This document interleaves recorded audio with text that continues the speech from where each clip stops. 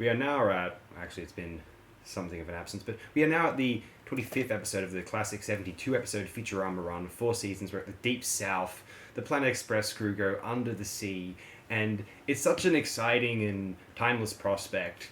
Cast members of a science fiction storyline going under the ocean, and here they explore the fabled lost city of Atlanta.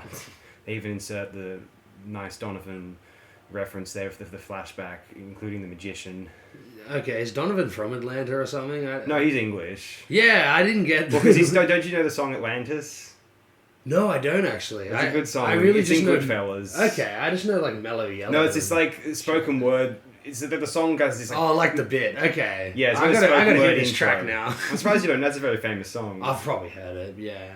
Okay, but nevertheless, Deep South, like, it's just the most exciting thing about this episode on paper is the possibility of the Futurama animation under the water with marine life, and of course it's set on Earth, so it's going to be necessarily, with the exception of the colossal mouth bass, excitingly but kind of strangely enough, Earth life. But we get to see sperm whale and a giant squid fighting for a few moments. We get octopus and anglerfish. What's the angler? You know that predatory fish with the light on top of its head. Yeah, that's the anglerfish. Oh, that's what it's called? Okay, actually, I thought I got it wrong. But yeah, I'm pretty sure, because they fish like an angler. That's a very clever name, yeah. Yeah. I never thought about it that way.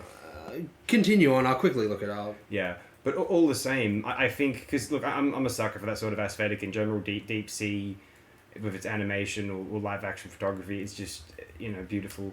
And I think that the Futurama aesthetic, which I'm, very, very close to my heart, very comfortable residue emanating from it.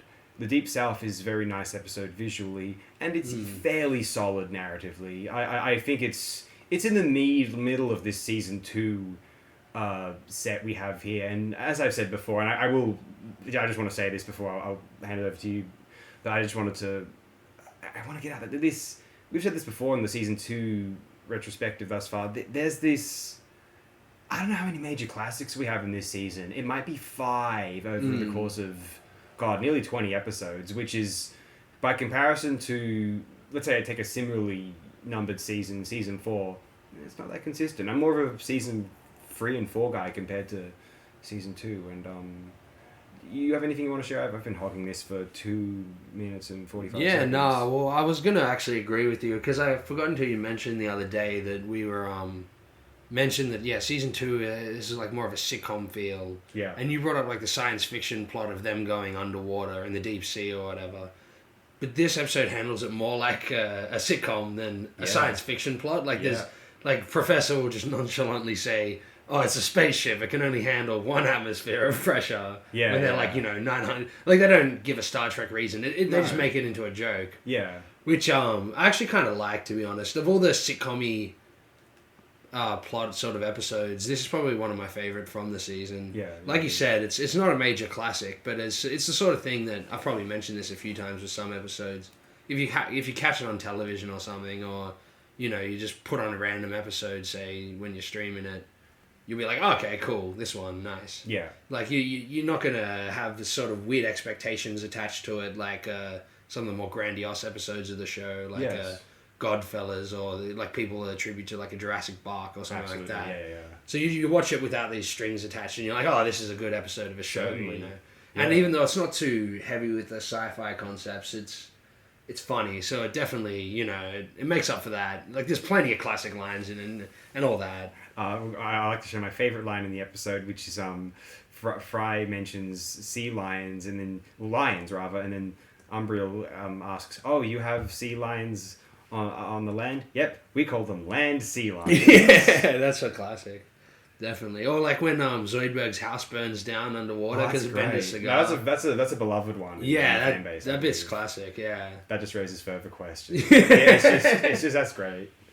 Yeah, so there's heaps of those sort of strewn about the episode, and like the Atlanta stuff is all pretty gold as well. Like, I guess it's very regional to America, but I don't know, at this point, people have probably, outside of America, have absorbed enough of, like, Atlanta culture and get the references and stuff. Yeah. Similar to, like, Philadelphia, Rockies come along and sitcoms about it and stuff like that, Yeah.